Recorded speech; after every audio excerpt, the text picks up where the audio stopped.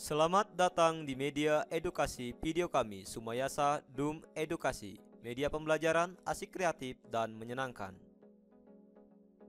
Pada kesempatan ini kita akan belajar bersama tentang rangkuman materi ilmu pengetahuan sosial kelas 7 yang berhubungan dengan pengertian ruang dan interaksi antar ruang. Burung beo, burung belibis, buah naga dimakan ulat. Tonton videonya sampai habis, semoga bermanfaat. Namun sebelum lanjut, mari kita sama-sama berdoa sejenak agar apa yang kita bahas pada kesempatan ini memberikan manfaat untuk kita bersama. Pengertian ruang dan interaksi antar ruang. Setiap makhluk hidup yang hidup di bumi ini memerlukan ruang untuk melangsungkan kehidupannya. Tanpa adanya ruang, maka manusia dan semua makhluk hidup lainnya tidak memiliki tempat untuk hidup. Lalu, apa yang dimaksud dengan ruang? Mari kita lihat pembahasannya berikut ini. Ruang adalah tempat di permukaan bumi, baik secara keseluruhan maupun hanya sebagian, yang digunakan oleh makhluk hidup untuk tinggal. Dengan kata lain, ruang tidak hanya sebatas udara yang bersentuhan dengan permukaan bumi, tetapi juga lapisan atmosfer terbawah yang mempengaruhi permukaan bumi. Dengan demikian, ruang juga mencakup perairan yang ada di permukaan bumi, seperti perairan laut, perairan sungai, perairan danau, dan lain sebagainya. Selain perairan, ruang juga mencakup lapisan tanah dan batuan, sampai pada lapisan tertentu yang menjadi sumber daya bagi kehidupan. Berbagai organisme atau makhluk hidup juga merupakan bagian dari ruang. Setiap ruang di permukaan bumi memiliki ciri khas tertentu yang berbeda antara satu wilayah dengan wilayah lainnya. Sebagai contoh, perhatikan gambar-gambar berikut ini. Perbedaan karakteristik ruang tersebut menyebabkan adanya interaksi antar satu ruang dengan ruang lainnya, karena setiap ruang membutuhkan ruang lainnya untuk memenuhi kebutuhan hidupnya, seperti pada contoh gambar di samping. Nah, misalnya, pada ruang atau wilayah yang berada di daerah pegunungan, ini menghasilkan sumber daya alam berupa hasil pertanian, baik itu buah, sayur-sayur, dan lain sebagainya. Sedangkan pada ruang atau wilayah di daerah pantai, ini menghasilkan sumber daya alam berupa garam dan ikan. Dari contoh ini, kita bisa mengetahui bahwa seseorang yang berada pada ruang atau wilayah pegunungan tentu membutuhkan sumber daya yang ada pada ruang wilayah pantai. Begitu juga sebaliknya, seseorang yang berada pada ruang atau wilayah pantai memerlukan sumber daya yang ada di pegunungan. Nah, dengan demikian, masyarakat yang ada di pegunungan ini membutuhkan ikan. Begitu juga masyarakat yang ada di pantai membutuhkan sayur-mayur dan buah-buahan. Maka akan terjadinya interaksi antar ruang, yang dengan demikian akan terjadinya pertukaran. Nah, contoh inilah yang disebut dengan interaksi antar ruang.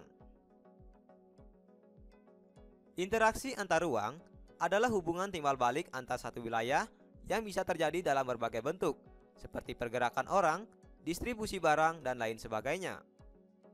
Ada beberapa hal yang mempengaruhi kondisi saling bergantung yang diperlukan untuk terjadinya interaksi keruangan. Nah, hal tersebut yaitu: yang pertama, kondisi saling melengkapi; yang kedua, kondisi kesempatan antara; yang ketiga, keadaan dapat diserahkan atau dipindahkan. Kita lihat pembahasannya berikut ini. Yang pertama, kondisi saling melengkapi atau regional komplementari. Kondisi saling melengkapi ini terjadi jika ada wilayah-wilayah yang berbeda komoditas yang dihasilkannya.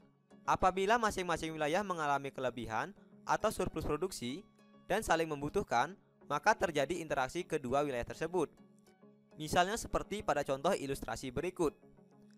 Pada daerah A terjadi surplus sayuran dan pada daerah B terjadi surplus ikan.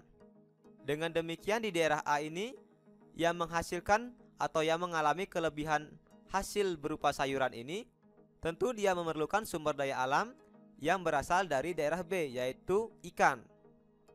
Begitu juga sebaliknya, di wilayah B ini yang menghasilkan surplus ikan, tentu dia juga memerlukan sumber daya alam yang berada dari daerah A, yaitu sayuran. Dengan demikian, kondisi saling melengkapi ini antara yang membutuhkan sayuran dengan yang membutuhkan ikan akan terjadinya interaksi antar ruang. Nah, interaksi ini biasanya disebut dengan aktivitas perdagangan. Yang kedua, kondisi kesempatan antara atau intervening opportunity. Kesempatan antara merupakan suatu lokasi yang menawarkan alternatif lebih baik sebagai tempat asal maupun tempat tujuan. Jika seseorang akan membeli suatu produk, maka ia akan perhatikan produk, jarak, biaya untuk memperoleh produk tersebut. Seperti contoh pada ilustrasi berikut ini. Nah, di sini ada daerah A dan ada daerah B. Di daerah A ini menghasilkan minus ikan, berarti daerah A ini kekurangan ikan. Sedangkan di daerah B ini menghasilkan surplus ikan, atau dengan kata lain pada daerah B ini kelebihan sumber daya alam berupa ikan. Kemudian di antara A dan B ada wilayah C yang juga menghasilkan surplus ikan. Nah, dengan demikian ada dua wilayah yang sama-sama menghasilkan kelebihan ikan, yaitu wilayah B dan wilayah C. Maka seseorang yang berada di wilayah A tentu ini akan membeli ikan itu pada wilayah C, tidak ke wilayah B. Mengapa demikian? Karena dilihat dari faktor jarak dan biaya, wilayah C ini lebih dekat dengan wilayah A. Nah, inilah yang disebut dengan faktor kesempatan antara atau intervening opportunity. Jadi, suatu wilayah melakukan interaksi antar ruang itu memperhatikan faktor jarak dan biaya. Selanjutnya kita lihat yang ketiga, yaitu dari kondisi kemudahan transfer atau transferability. Kemudahan transfer maksudnya interaksi terjadi antara ruang, yaitu antara ruang yang satu dengan ruang yang lain. Ini karena didukung oleh kemudahan dalam proses perpindahan barang serta biaya yang murah. Dengan demikian, biaya untuk terjadinya interaksi tersebut harus lebih rendah dibandingkan dengan keuntungan yang diperoleh. Jika biaya tersebut terlalu tinggi dibandingkan dengan keuntungannya, maka interaksi antar ruang tidak akan terjadi. Kemudahan transfer dan biaya yang diperlukan juga sangat tergantung pada ketersediaan infrastruktur, baik sarana dan prasarana, yang berhubungan dengan daerah asal dan daerah tujuan. Seperti misalnya, jalan yang rusak dan sulit untuk dicapai akan mengurangi kemungkinan terjadinya interaksi karena biaya untuk mencapainya juga akan mahal. Misalnya kita lihat pada ilustrasi berikut ini. Nah, di sini ada wilayah A, ada wilayah B. Di wilayah A, ini mengalami surplus sumber daya alam hasil pertanian, dan wilayah B mengalami kekurangan sumber daya alam hasil pertanian. Dengan demikian, wilayah B ini sangat memerlukan atau membutuhkan sumber daya alam yang ada di wilayah A. Tetapi, karena akses jalan dari wilayah A ke wilayah B ini rusak atau tidak baik, maka hal ini dapat mengakibatkan interaksi antar ruang ini tidak dapat berjalan dengan baik atau dengan lancar. Berbanding terbalik misalnya, ada wilayah C yang juga mengalami surplus hasil pertanian. Tentu, seseorang yang ada di wilayah B ini lebih memilih untuk melakukan kegiatan interaksi antar ruang ke wilayah C. Hal ini difaktori atau didukung oleh kemudahan transfer, yaitu kemudahan akses sarana dan prasarana. Dengan demikian, dari ilustrasi ini kita mengetahui bahwa kemudahan transfer itu sangat mempengaruhi interaksi antar ruang. Ayo merangkum. Apa yang sudah aku pelajari hari ini? Hari ini kita telah belajar beberapa hal. Yang pertama, mengenai pengertian ruang. Ruang adalah tempat di permukaan bumi, baik secara keseluruhan maupun hanya sebagian, yang digunakan makhluk hidup untuk tinggal.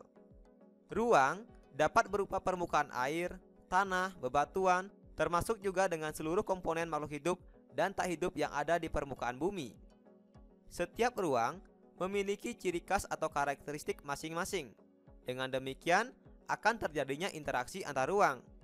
Interaksi antar ruang dapat berupa pergerakan orang, barang, informasi dari daerah asal menuju daerah tujuan. Kondisi saling bergantung yang diperlukan untuk terjadinya interaksi keruangan yaitu saling melengkapi, kesempatan antara, dan keadaan dapat diserahkan atau dipindahkan. Dengan kata lain, kemudahan transfer. Terima kasih telah menyaksikan video ini. Semoga bermanfaat. Nasi kecap rasanya gurih, ditambah kuah daging cumi. Saya ucapkan terima kasih sudah mendukung video kami. Sampai jumpa lagi dalam video pembelajaran berikutnya.